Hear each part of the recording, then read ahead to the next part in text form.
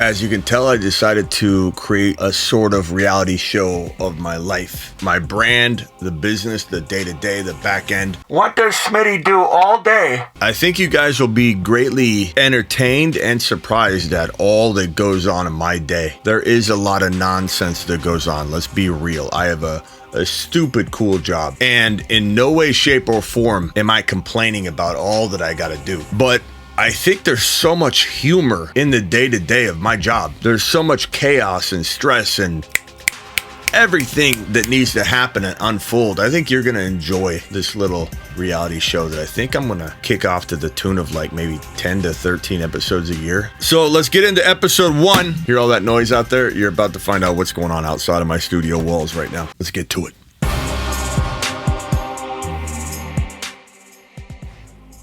So, trying to create content today with a bunch of yard work going on. I got the backyard getting renovated. I got workers on the side of the studio here moving all kinds of walkway and bricks and everything, and then they're going to be demoing the backyard. When I bought my house, I went ahead and put a basketball hoop in the backyard. I haven't done a lot to it since, and I want it to be a place I can like do live streams out there. You're going to hear a lot of noise as we conduct our business today. I don't know if you can hear the demoing. Doing a good job, I can tell. That makes me hungry.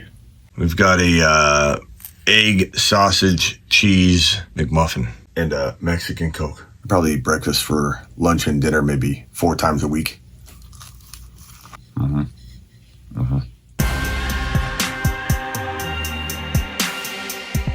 So I don't know what I'm going to create content-wise today. I'm kind of thinking for the 7 p.m. show. I hate the term my guys, but I want to do a version of that I've done before my way. Honestly, a lot of what I do is completely off the cuff. Sometimes I have no clue by design what I'm going to talk about, even like 15 minutes before I go live for the evening show. It sounds like they're doing some good work out there. Ziggy, show me the backyard.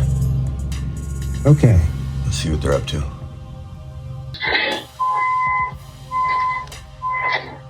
I'm told it'll take between 4 and 5 days to be completely done starting today.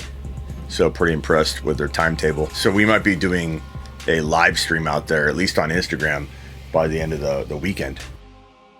I literally have messages like all day long on the text line. People don't realize that on thefantasyfootballshow.com, you can get one-on-one text advice. Hi, you already have your defense and kicker rankings.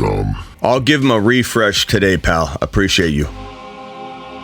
Okay, I'm 365 24/7. Not just the YouTube channel, the rankings, the content on thefantasyfootballshow.com. Nobody does rankings like me. Superflex, Redraft Dynasty, Super Rookie. But I admittedly ignore kickers and defenses like, I don't know, like they don't exist. And that's on me. This poor subscriber to my content's like, where are they, Smitty? We're almost hitting August 1 and you don't have kickers or defenses up. I forgot. Everything on the whole site is just loaded, and then I just forgot. All right, let's do it real quick. I moved New York to the number 1 spot. Gonna create some upset ungers out there, and that's okay. Smitty, how could you do that? And at kicker, this number 6 overall ranked player, Moody, the Niners invested a lot in this guy. They do a great job with kickers, and I'm telling you, this would be the dark horse, like top 1 to 5 kicker in 2023 that you can grab so late. I just have a very, very good feeling about Moody. All right, enough kicker and defenses, okay? Okay, keeper league where you can keep 3. Jalen Hurts round 16, Calvin Ridley round 18, George Pickens round 8, Christian Watson round 9, Rashad White round 10, Alexander Madison 10. Hurts, Ridley, and probably Christian Watson, my guy. Those are pretty easy calls for me. Ridley in round 18, Hurts in round 16. I mean, those are no-brainers. This question really comes down to who's the third. And honestly, I like Pickens a lot, but Christian Watson round 9, there's just no debate. This is an easy call. Easiest question I've had all morning. Okay, voicemail line is cleared for now, and now I'm going to get to some YouTube comments, and then I'll probably try and record a video for some sort of premiere right now, heading into the early afternoon. So the evening show will be 8 p.m. Eastern, Monday through Friday, every single Monday through Friday. I was a little worried about moving it to 8 p.m., but quite honestly, I think it's a move that's going to benefit me greatly, time-wise, schedule-wise, and I have to do it. But I was a little apprehensive about moving a show time that's been cemented in for several years now. But the reaction's been pretty good. People saying, hey, 8 o'clock Eastern, I love it. Hey, I'm West Coast, 5 p.m. is great. So it could be a great move. And here's the new intro. Live from the FantasyFootballShow.com studios. It's the Fantasy Football Show. Live! Monday through Friday, 8 p.m. Eastern. Smitty is also live. 8 p.m. right here. p.m. Eastern. Smitty is also live whenever news breaks. Whenever news breaks. That's my voice guy. No one knows who the voice guy is, by the way. He's not my dad. Some people say, is that Papa Smitty? No, he's not. He's not related to me. But the Voss, the voice man. He is a mystery. Probably will always remain a mystery. I'm sorry about that. YouTube comments, content, film a little video, check on the yard, and then, I don't know, handle some emails, work out, then eat. Okay, so Kadarius Toney, knee tweak. That throws a monkey wrench into my content creation plans for today, so that's how we do it. We adjust and adapt. When we play the game, we adjust and adapt when we're content creating. And so Toney tweaked his knee apparently, and that's going to freak a lot of people out. I honestly, my first knee-jerk reaction is that, I mean, his ADP is going to fall. Like, sure, sucks what we've already done, how we've already drafted him, where we've drafted him, but end of the day, everything's about cost of entry, return on investment, risk versus reward. And Kadarius Toney is now a better value, if drafting today. But, what if he needs surgery? We'll have to adapt to that. But right now they're calling it a tweak. But we're going live. According to Adam Schefter, Kadarius Toney is to miss some time during training. So sometimes my show gets derailed by breaking news, and then what I ended up doing a minute ago was going live for the entire 3 to 4 o'clock hour. My show is 7 p.m. Eastern. It's moving to 8 p.m. Eastern on August 1, but this show dipped into the 4 p.m. show, so I just let it ride. So we didn't end up doing like an independent show after that. We just went straight through, and sometimes that's how my day is. But we did a very long show. Whenever I do that, I make sure I go well into the other hour, to make sure if anybody's showing up for the 7 p.m. show, I'm live. You gotta be kidding me. Kadarius Toney underwent knee surgery. The procedure was meant to clean up cartilage after Toney tweaked his knee in training camp this week. Son of a bitch, man. The guy cannot stay healthy. I mean, well, I guess I'm going live yet again on a new topic. My thinking here is, again, the same, though. This is not doubling down. I want people to understand this is not doubling down. This is a readjustment. It's a putting on a different set of glasses and going into it and going, okay, look, he is now free. He's now essentially free. Now, if you drafted him at 6 or 7 round territory prior to this news, yeah, you did overpay. And that's in the past. You can only move forward, but I think a lot of people are probably going to be like, I'm staying away entirely. That's similar thinking to the Kenneth Walker when Zach Charbonnet landed on roster. It was like, I'm going to avoid him, forget him, I'm not going near him. But then, you got to look at it from a different perspective. Walker became a 4th and 5th round pick. So it's a totally different situation. But look, Kadarius Toney, the reports indicate Andy Reid's like we may have avoided something big, and I'm glad we caught it. They seem very positive and optimistic about him still. So, it depends on where you can get him. My initial gut reaction before we go live is that, I mean, if he was dropping to round 10 off of yesterday's news, I can't imagine how far he's going now, deep into the 100 overall territory. And I'm probably more in at that value than I was at 6th or 7th round value. You know what I mean? You got to look at it from a different perspective. Comes with a lot of risk that he doesn't do anything, but that's not really risk in terms of cost of entry. So time to prepare to go live again. Kadarius Toney, give me some of my time back, bro. We're here again. We were here yesterday discussing this, and I know everybody's going to be like, Smitty, it's time to let him go. It's time to walk away from Kadarius Toney, and you can walk away if you want. I'm seriously gonna still be in at some point in the beginning double-digit round territory, 10, 11, 12. We'll have to see. Maybe you don't have to take them until 11 or 12. And if that's the case, I'm all in.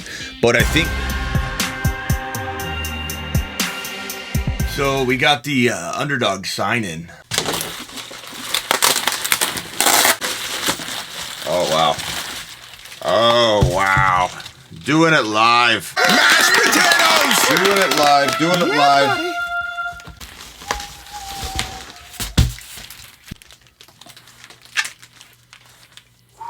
Look at this. Look at this bad boy. Underdog, you dirty rascal, you.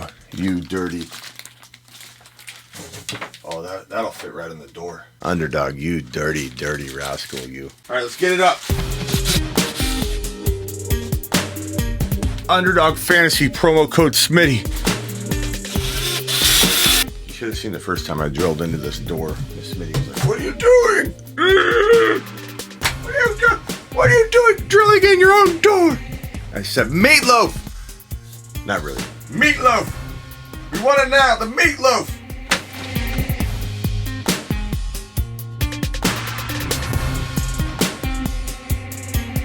All right, so we got the sign up. I got the power hooked up, hidden behind the canvas on the wall right here. Where's your mashed potatoes? Now I got to screw in the dimmer and connect it all. Woo! I don't know about this. What's that do to the studio? What's that do to the studio lighting? That's not bad. Ziggy, deactivate. Ziggy, activate. I mean, I guess that's why there's a dimmer, right? And then when we mash potato out... Where's your mashed potatoes? That's right. Well, we're doing this... Yeah, buddy. We're showing the standing view, okay? Underdog Fantasy promo code Smitty. Man, I'm drowned it out by... That's right. We'll work with the lighting.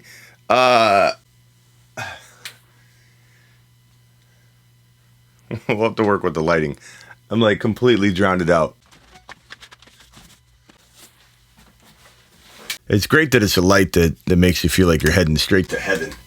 But we need to try and dim it because it's altering the light in the studio tremendously. Okay. Got a little shimmer there, though. You see the speed on the LEDs going faster and faster and faster. I wonder if I can raise it to the point where it won't give me that 40. Whoa. Whoa, whoa, whoa. Okay. Headache. That one's pretty badass too, but you guys can't look at that all day. Good Lord. So if we go 20%, do we have much of a shimmer? 10%. So 10% puts it back at the quality of lighting I need to not have to alter my studio. Problem is we got this little wave. That wavy line of light is just the LEDs. Anti-flicker at 50. This is 60. It's a little better. Anti-flicker off. It's worse. Noise reduction, no. Okay, I wonder if I do this. I wonder if I go up. Let's go up one level. Oh, God, not that again. Okay, 40%, no flicker. 30%, we got a little bit, but that's okay. It almost feels like, you know, that remaining flicker is just I have a fireplace light bulb.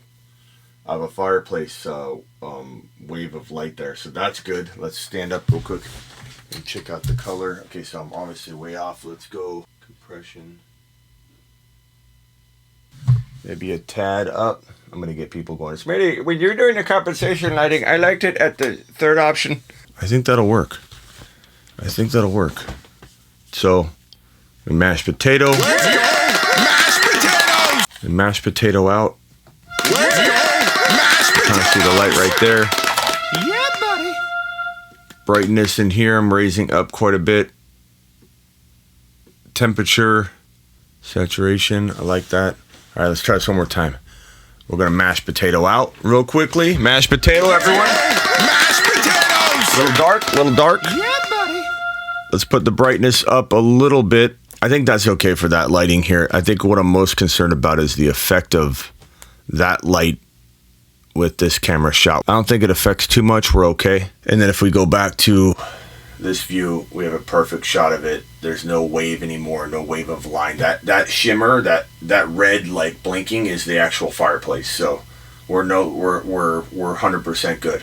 We're 100% good at this point. And I think we're ready to rumble. Boom. This looks good. This looks good. Underdog, you outdid yourself.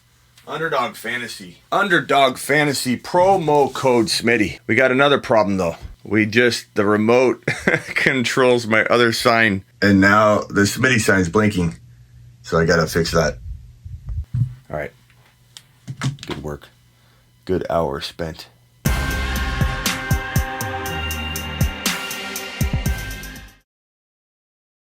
He confirmed that Burrow had a calf strain and will be out a few weeks. This is 100% best case scenario. So I've had to calm the storm on the Joe Burrow front for like 48 straight hours. And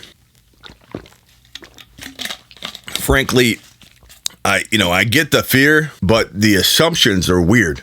Like being fearful, I get that. I'm concerned too, but the assumption that the news is all wrong and it's going to be worse than we think, even though they're confirming that it is a best case scenario, calf strain. And I get a lot of people that come at me, especially lately, that go, Smitty, you're too hard on people, or you tell us not to freak out, or you tell people not to freak out. They should be able to freak out. My job is to be your coach. Are you mad or upset or feel uncomfortable when your coach yells at you on the track, high knees, Billy, high knees, Billy, follow through, move your arms, Billy? The answer is no. Think of me like your captain or your coach, and I'm here to help guide the ship and keep the people calm and headed in the right direction. It is riskier to assume this all unravels badly for Joe Burrow, even though the medical reports, everything has been confirmed that he is merely dealing with the calf strain. It is riskier to run away from Joe Burrow and not take advantage of the knee-jerk panic than to buy in. I'm seeing him fall into round 5 instead of round 4. I haven't seen it myself, but I'm hearing from multiple subscribers that they're seeing him in 6 and 7 in underdog drafts initially. Maybe he kicks back into 5 because the reports came out that it is a strain. It's not an Achilles or anything like that. I'm guessing round 5, get burrowed.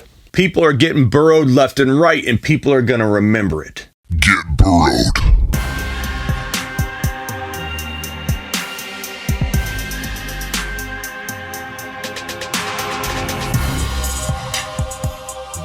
It's looking real good right now.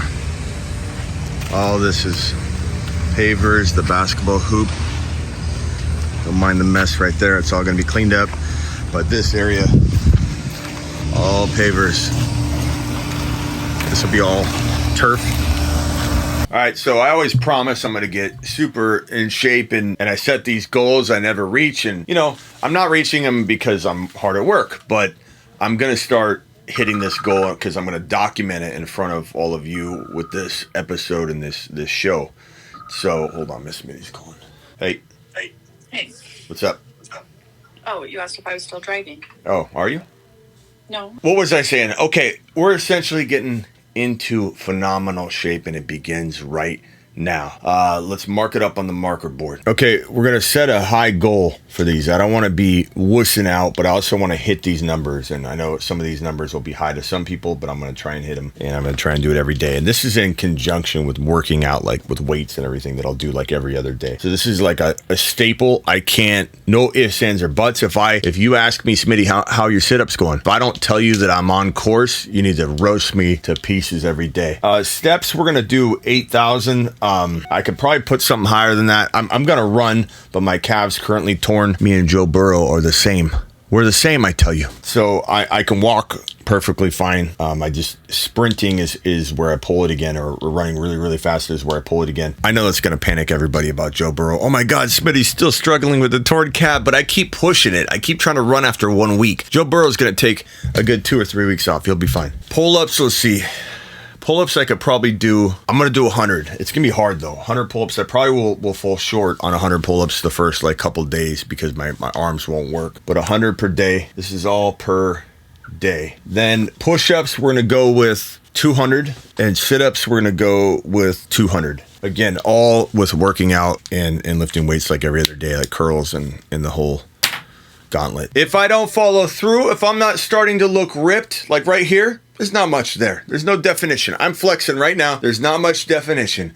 If I'm not ripped in opening day on our 24-hour potential live stream, if you didn't know, I'm going live about 1 hour before the morning games kick off, week 1, opening Sunday, and it's a Keep Smitty live as long as possible during all the games in the morning, all the games in the afternoon, the evening game, into the waiver wire week 1 show, all of that live the entire night. You try and keep me live for over 24 hours. Look forward to that. But if I'm not ripped by opening day, if I don't have some guns in here, if I don't look tightened up in this region, I want you to roast the hell out of me in the live streams if you don't see progress. I don't have to be ripped tomorrow, but if you don't see progress or I confirm I'm flaking out, I want you to roast me. All right, time to prep for the 7 p.m. show. And now all the petrified Peters out there and panicked Paul, they're all worried about Breece Hall. They're all worried about Dalvin Cook and what he could do to Breece Hall's value. So I get the concern, I do, but this is Breece Hall's team, and we don't even know if Dalvin Cook is for sure going to be a New York Jet. Just because he wants to be, he says he wants to go somewhere where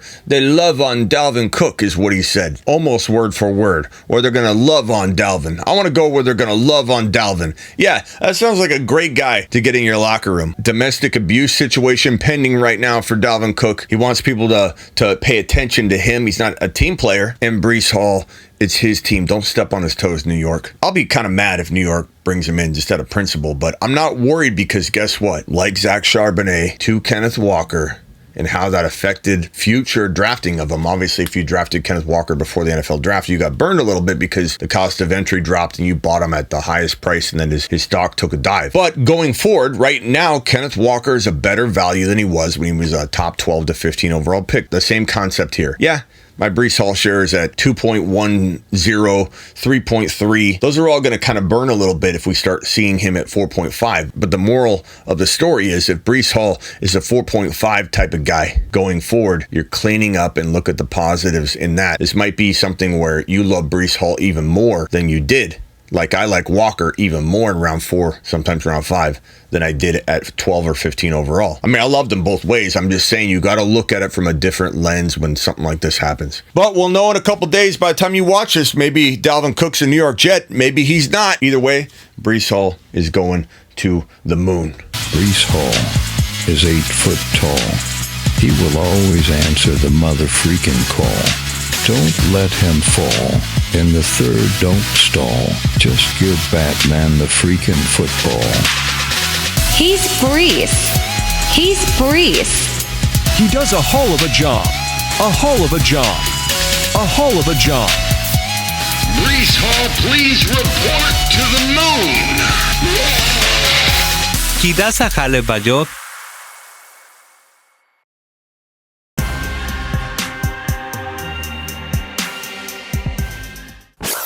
From the FantasyFootballShow.com studios, it's the Fantasy Football Show.